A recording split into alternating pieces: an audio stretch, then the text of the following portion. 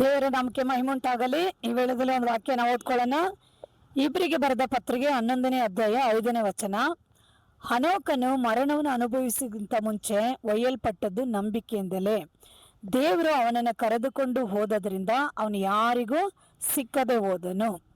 ದೇವ್ರ ವಾಕ್ಯ ಹೇಳುತ್ತೆ, ಹನೋಕ ಈ ಲೋಕದಲ್ಲಿ ಅನೇಕ ಸಾವಿರಾರು ವರ್ಷಗಳ ಹಿಂದೆ ಜೀವಿಸಿರುವಂಥ ದೇವ ಮನುಷ್ಯನಾದ ಹನೋಕನ ಕಾಲದಲ್ಲಿ ಈ ಲೋಕದಲ್ಲಿ ಹೆಚ್ಚಾಗಿ ಪಾಪ ನಡೀತಾ ಇತ್ತು.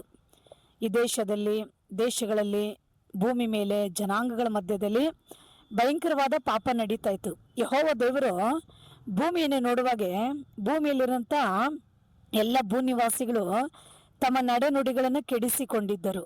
ಭೂಮಿಯು ಅದರ ಅನ್ಯಾಯದಿಂದ ತುಂಬಿ ಹೋಗಿತ್ತೆಂದು ದೇವ್ರ ವಾಕ್ಯ ಹೇಳುತ್ತೆ. ನೋಡ್ರಿ, ಅಂಥ ಒಂದು ಪಾಪ ತುಂಬಿದಂಥ ಲೋಕದಲ್ಲಿ ಜನಗಳ ಮಧ್ಯ ಹನೋಕ ಎಂಬ ಒಬ್ಬ ದೇವ ಮನುಷ್ಯ ಇದ್ದ. ಆತನಿಗೆ ಕುಟುಂಬ ಇದೆ, ಆತನಿಗೆ ಗಂಡು ಮಕ್ಕಳು ಹೆಣ್ಣು ಮಕ್ಕಳಿದ್ದಾರೆ. ಆತನು ಎಲ್ಲ ರೀತಿಯಾದ ವ್ಯವಸಾಯ, ತನ್ನ ಎಲ್ಲ ಪ್ರಾಣಿಗಳನ್ನು ಈ ರೀತಿಯಾಗಿ ಭೂಮಿಯಲ್ಲಿ ವ್ಯವಸಾಯ ಮಾಡಿಕೊಂಡಿರೋಂಥ ಮನುಷ್ಯ. ಆದರೆ ದೇವ್ರ ವಾಕ್ಯ ಹೇಳುತ್ತೆ, ಹನೋಕನು ದೇವರೊಟ್ಟಿಗೆ 365 ವರ್ಷಗಳು ದೇವರೊಟ್ಟಿಗೆ ಅನ್ಯೋನ್ಯವಾಗಿ ನಡೆದ ಎಂದು ಬರೆಯಲ್ಪಟ್ಟಿದೆ.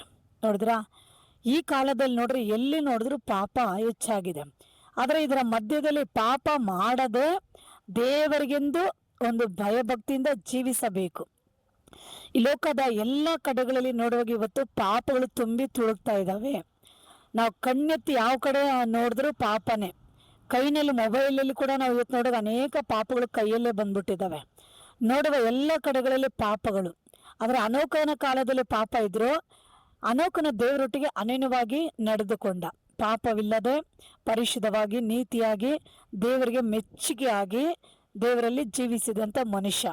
ಹಾಗಾಗಿ ದೇವರ ಆತನ ಜೀವಂತವಾಗಿ ಪರಲೋಕಕ್ಕೆ ತೆಗೆದುಕೊಂಡು ಹೋಗ್ಬಿಟ್ಟ. ಅದೇ ರೀತಿಯಾಗಿ ಈ ಕೊನೆ ಕಾಲದಲ್ಲಿ ಪಾಪ ತುಂಬಿರೋ ಜನಗಳ ಮಧ್ಯೆ, ಪಾಪ ತುಂಬಿರೋ ಲೋಕದಲ್ಲಿ ಹನೋಕನ ಹಾಗೆ ಯಾರೆಲ್ಲ ದೇವರೊಟ್ಟಿಗೆ ಅನ್ಯೋನ್ಯವಾಗಿ ಪರಿಶುದ್ಧವಾಗಿ ಜೀವಿಸ್ತಾರೋ ಅವ್ರು ಎಲ್ಲರನ್ನ ಏಸಪ್ಪ ಈ ಕೊನೆ ಕಾಲದಲ್ಲಿ ಏನು ಮಾಡ್ತಾರೆ, ತೆಗೆದುಕೊಂಡು ಹೋಗ್ಬಿಡ್ತಾರೆ. ಹಲ್ಲೆಲೂಯ. ದೇವರ ಬರುವಿಕೆ ಇದೆ. ಕರ್ತನಾದ ಯೇಸು ಬರೋಣ ಅಂದರೆ ರಹಸ್ಯ ಬರುವಿಕೆ ಬರುತ್ತೆ. ಆ ರಹಸ್ಯ ಬರುವಿಕೆಯಲ್ಲಿ ತುಂಬ ದೇವ ಜನರು ಈ ಭೂಮಿಯಲ್ಲಿ ಎತ್ತಲ್ಪಡ್ತಾರೆ. ಯಾರು ಎತ್ತಲ್ಪಡ್ತಾರೆ ಅಂದರೆ ದೇವರೊಟ್ಟಿಗೆ ಅನ್ಯೋನ್ಯವಾಗಿ ನಡೆದವರು, ಪರಿಶುದ್ಧವಂತರು, ದೇವರ ಚಿತ್ತವನ್ನು ಮಾಡಿದವರು. ಆಮೇಲೆ ಹಲ್ಲೆಲೂಯ.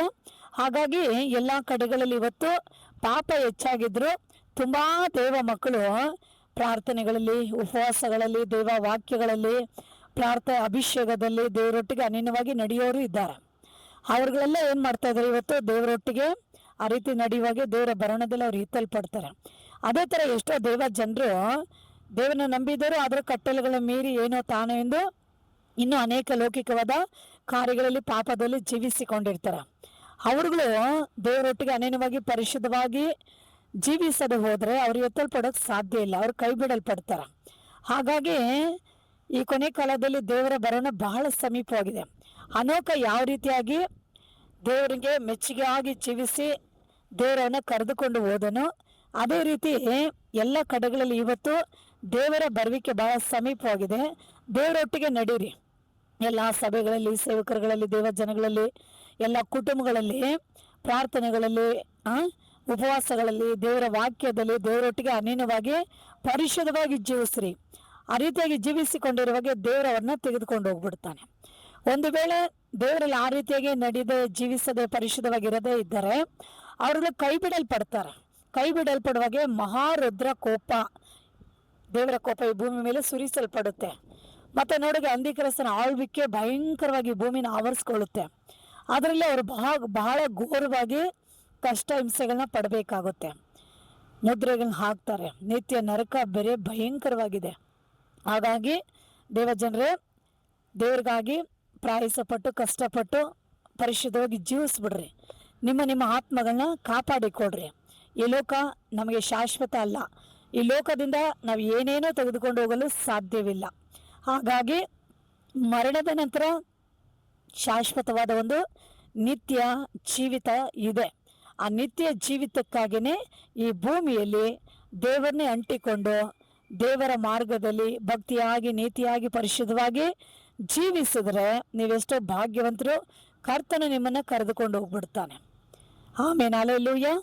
ಈ ವಾಕ್ಯ ಕೇಳಿಕೊಂಡಿರುವಂಥ ಎಲ್ಲ ಮಕ್ಕಳೇ, ಇದನ್ನು ಕೇಳಿರೋರು ಬೇಗನೆ ಏನು ಮಾಡಬೇಕು? ನೀವು ತಡ ಮಾಡದೆ ಭಕ್ತಿಗಳಲ್ಲಿ, ಪರಿಶುದ್ಧದಲ್ಲಿ, ನೀತಿಯಲ್ಲಿ, ಸುವಾರ್ತೆಯಲ್ಲಿ, ವಾಕ್ಯದಲ್ಲಿ, ಅಭಿಷೇಕದಲ್ಲಿ, ಉಪವಾಸದಲ್ಲಿ ದೇವರಿಗೆ ಒಪ್ಪಿಸ್ಕೊಟ್ಟು ಆಯತ್ತವಾಗ್ರಿ.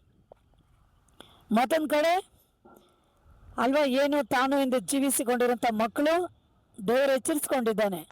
ಆದರೆ ನೀವು ಇನ್ನೂ ಕೇರ್ಲೆಸ್ ಆಗಿದ್ದರೆ ನಿಮಗೆ ಬಿಟ್ಟದ್ದು. ಆಮೇಲೆ ಹಲ್ಲೆಲೂಯಾ.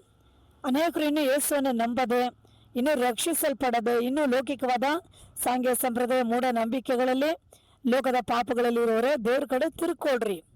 ಕಾಲವಿಲ್ಲ, ಸಮಯವಿಲ್ಲ, ಯೇಸು ಬೇಗ ಬರ್ತಾ ಇದ್ದಾನೆ. ನಿಮ್ಮ ರಕ್ಷಣೆಗಳನ್ನ ಹೊಂದಿಕೊಳ್ರಿ. ನಿಮ್ಮ ಕಾರ್ಯಗಳನ್ನ ನೀವೇನು ಮಾಡಬೇಕು? ದೇವ್ರ ಕಡೆ ತಿರುಗಿಸಿ ಆಯತ್ತವಾಗ್ರಿ. ಯೇಸು ಬೇಗ ಬರ್ತಾ ಇದ್ದಾನೆ. ದೇವರನ್ನು ಆಶೀರ್ವದಿಸಲಿ. ಸಣ್ಣ ಪ್ರಾರ್ಥನೆ ಮಾಡೋಣ. ಸರ್ವಶಕ್ತನಾಗಿರೋ ದೇವ, ಈ ವಾಕ್ಯಗಳನ್ನು ಕೇಳಿಕೊಂಡಿರುವಂಥ ಎಲ್ಲ ಮಕ್ಕಳ ಮೇಲೆ ನಿನ್ನ ಕರಗಳನ್ನು ಚಾಚರಿ. ನಿನ್ನ ಬರೋಣ ಬಹಳ ಸಮೀಪವಾಗಿದೆ. ಹಾಗಾಗಿ ಎಲ್ಲರೂ ನಿನ್ನೊಟ್ಟಿಗೆ ನಡೆಯಲು ಸಹಾಯ ಮಾಡು. ಇನ್ನೂ ನಿನ್ನ ಕಡೆ ಯಾರೆಲ್ಲ ತಿರುಗದೆ, ನಂಬದೆ, ರಕ್ಷಣೆ ಹೊಂದಿಕೊಳ್ಳದೆ ಇದ್ದಾರೋ ಅವ್ರಿಗೆಲ್ಲರ ಮೇಲೆ ನಿನ್ನ ಆತ್ಮನ ಸುರಿಸಿ ಅವ್ರಿಗೆಲ್ಲ ನಿನ್ನ ಕಡೆ ತಿರುಗಿಕೊಂಡು ರಕ್ಷಿಸಲ್ಪಡಲು ನೀನು ಸಹಾಯ ಮಾಡಬೇಕಾಗಿ ಪ್ರಾರ್ಥನೆ ಮಾಡ್ತೀನಿ. ಹಾಗೆ ಮಾಡ್ರಿ, ಯೇಸು ನಾಮದಲ್ಲಿ ತಂದೆ, ಆಮೇನ್. ಈ ವಾಕ್ಯ ಕೇಳಿಕೊಂಡಿರುವಂಥ ಎಲ್ಲ ಪ್ರಿಯರೇ, ಲೈಕ್ ಮಾಡಿ, ಶೇರ್ ಮಾಡಿ. God bless you. ದೇವರು ನಿಮ್ಮನ್ನು ಆಶೀರ್ವದಿಸಲಿ. ಆಮೇನ್.